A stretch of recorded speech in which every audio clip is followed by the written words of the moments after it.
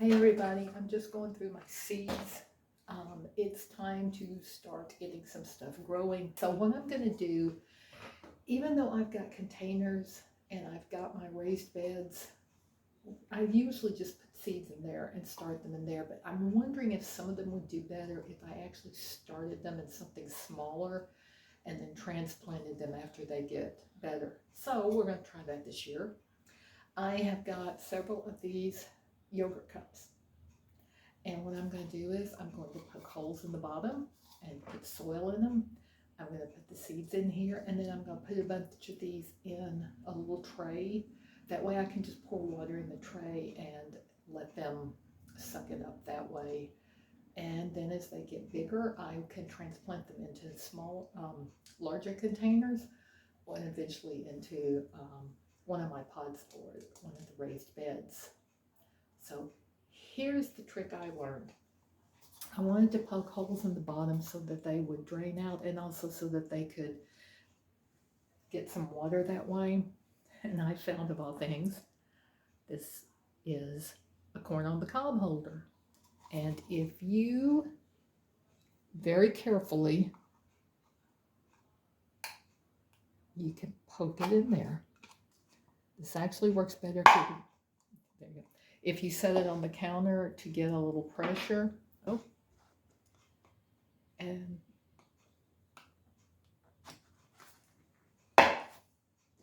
I've been doing 4 sets of these, so there's going to be 8 holes total, and we're going to try that out and see how it works and see how the plants do. So this time of the year, what I want to get started are tomatoes, because once we get into June, it gets really hot, and tomatoes it's too hot at night, and so they just won't flower. The plant may keep going and I can keep it alive until it cools off in the fall, but it's not the same. And then bell peppers. Peppers grow really well here, but it takes a while to get them big enough to bloom and produce. So I want to go ahead and get those started so we can get those back into our diet. So now on to filling these with some soil. So I am adding some potting mix to the cups, trying to get plenty in there, and then I'm keeping them in the little saucer, because that's where I'm going to store them, which is going to help me keep them watered, I'm hoping. And then after I get those filled up, I am going to take a marker and write a number on each of the cups. And then in my records, I'm going to put down cup 1, and then I can put down what seeds go in that, and then do the same with 2, and so forth. I have learned that these will wear off after several weeks, so I need to keep an eye on them and remark them when I need to.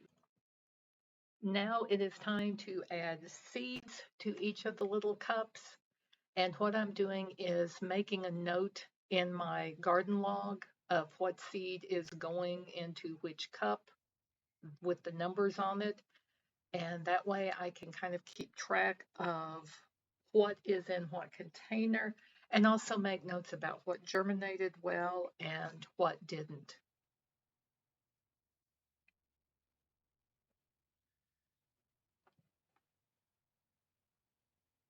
I was putting about 4 seeds, I believe, in each of the cups. That way I could see how many germinated and how many didn't. And some things did really well. Some things I only had 1 come up, but 1 is better than none. And I'm not sure if it's the seeds itself or what I was doing. So we'll see how it goes next time.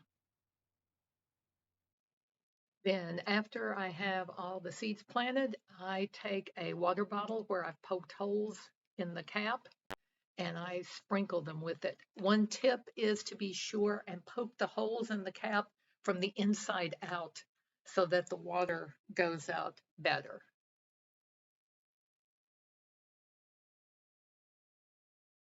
Give them all a good drink, but the sprinkling it out like that keeps it from getting too much water too fast.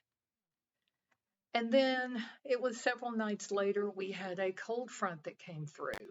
And I wanted to make sure that the seeds were going to stay warm enough. So this is where them being in the saucers really helped. I then could just take them inside to the garage and leave them in there overnight. And then the next morning, when the sun came up, put them back outside and let them warm up. So they got a little bit of sun today, fresh air anyway.